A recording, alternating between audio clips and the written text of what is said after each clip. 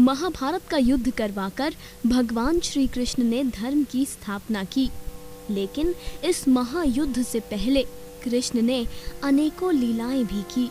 कभी कंस का वध कर अपने माता पिता को आजाद करवा न्याय को जीत दिलवाई, तो कभी गोवर्धन पर्वत को माधव ने अपनी छोटी उंगली पर उठा लिया। कभी केशव ने कालिया नाग के घमंड को चूर चूर कर दिया, तो कभी लीलाधर ने अपने ही भाई शिशुपाल की 100 गलतियां माफ करने के बाद उनकी 101वीं गलती पर भरी सभा में उनका सर धड़ से अलग कर दिया। इस तरह अच्युत कृष्ण ने अपने जीवन में कई खेल रचे, कई युद्ध किए। आज अपनी इस रिपोर्ट में हम आपको कृष्ण के एक ऐसे ही युद्ध के बारे में बताने वाले हैं। एक ऐसा युद्ध जिसे लड़ने से पहले कृष्ण ने अपनी लीला रची। हम आपको बताएंगे कि कैसे मथुरा नरेश ने युद्ध के चलते अपने लोगों की रक्षा हेतु समुद्र के नीचे एक किला बना दिया था। अगर कहा जाए कि कृष्ण ने अपने बड़े भाई बलराम के साथ मिलकर समुद्र के नीचे दूसरा स्वर्ग बसा दिया था, तो ऐसा कहना बिल्कुल भी गलत नहीं होगा। तो चलिए आपको बताते हैं कि कैसे द्वारकाधीश बने समुद्र के नीचे बने स्वर्ग के अधिपति।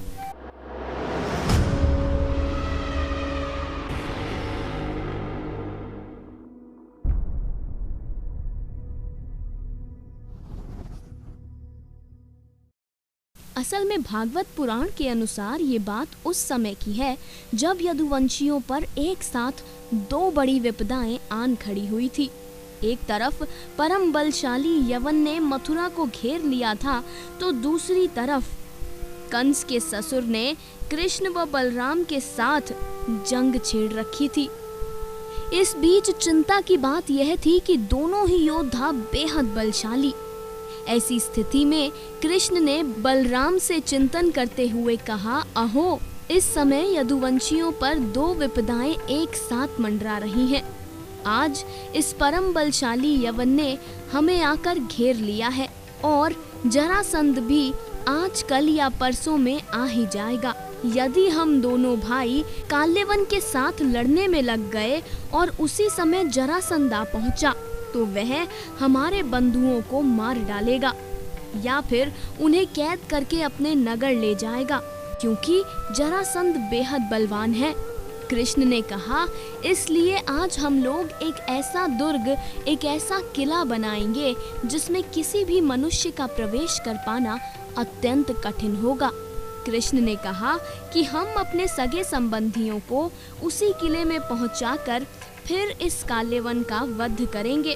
बलराम से इस प्रकार सलाह करके कृष्ण ने समुद्र के भीतर एक ऐसा दुर्गम नगर बनवाया जिसमें सभी वस्तुएं अद्भुत थी और उस नगर की लंबाई चौड़ाई 48 कोस थी। उस नगर की एक एक वस्तु में विश्वकर्मा का विज्ञान और शिल्प कला की निपुणता प्रकट होती थी।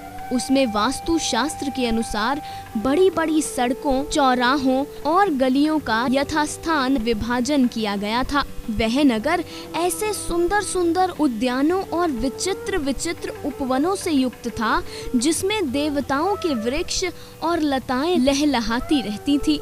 सोने के इतने ऊंचे ऊंचे शिखर थे जो आकाश से बातें करते थे। वहीं मणियों की अटारियां और ऊंचे ऊंचे दरवाजे बड़े ही सुंदर दिखाई पड़ते। अन्न रखने के लिए चांदी और पीतल के बहुत से कोठे बने हुए थे। वहां के महल सोने के थे, उन पर कामदार सोने के कलश सजे हुए थे। इसके अतिरिक्त उस नगर में वास्तु देवता का मंदिर भी था और छज्जे भी बहुत सुंदर बने हुए थे।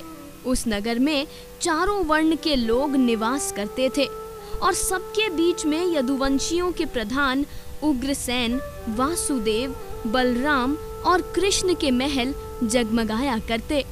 उस समय देवराज इंद्र ने भगवान कृष्ण के इस नगर के लिए पारिजात वृक्ष और बेहद आलीशान सभा भेजी। इंद्र के द्वारा भेजी गई सभा एक ऐसी दिव्य सभा थी जिसमें बैठे हुए मनुष्यों को भूख, प्यास व मृत्यु लोक के अन्य धर्म छू तक नहीं सकते थे। वहीं वरुण देव ने ऐसे बहुत से श्वेत घोड़े भेज दिए जिनका एक एक कान श्याम वर्ण का था और जिनकी चाल मन के समान तेज, यानी वो घोड़े एक पल से दूसरे पल में यहाँ से वहाँ पहुँचा देने में सक्षम थे। साथ ही कुबेर जी ने भी अपनी 8 निधियां कृष्ण के उस नगर में भेज दी। कुबेर, इंद्रदेव व वरुण देव के अलावा दूसरे लोकपालों ने भी अपनी अपनी विभूतियां भगवान के पास भेज दी, जिसके बाद कृष्ण ने अपनी योग माया द्वारा अपने समस्त संबंधियों को उस नगर में पहुंचा दिया। इस नगर के बस जाने के बाद इस नगर का नाम रखा गया द्वारका। यहाँ जरासंध और कालेवन से युद्ध के दौरान कृष्ण और बलराम ने भागवत पुराण के अनुसार समुद्र के नीचे द्वारका नगरी बनाई थी। कृष्ण और बलराम ने ये नगरी अपने लोगों की रक्षा हेतु बनाई थी। यही वजह है कि कृष्ण के द्वारा बनाई गई द्वारका नगरी को पुराणों में धरती पर बसा स्वर्ग भी कहा जाता है। उम्मीद करते हैं कि आपको द्वारका नगरी पर आधारित हमारी ये रिपोर्ट पसंद आई होगी। इसी तरीके की अन्य सुनी अनसुनी कहानियों के लिए आप जुड़े रहिए हमारे साथ और हम आप तक लेकर आते रहेंगे बेहद दिलचस्प कथाएं। अब दीजिए इजाज़त, जाते जाते इस बार भी कहेंगे, कथा सागर की पूरी टीम सदैव आपके सुखद व सुरक्षित जीवन की कामना करती है। कथा सागर डेस्क रिपोर्ट।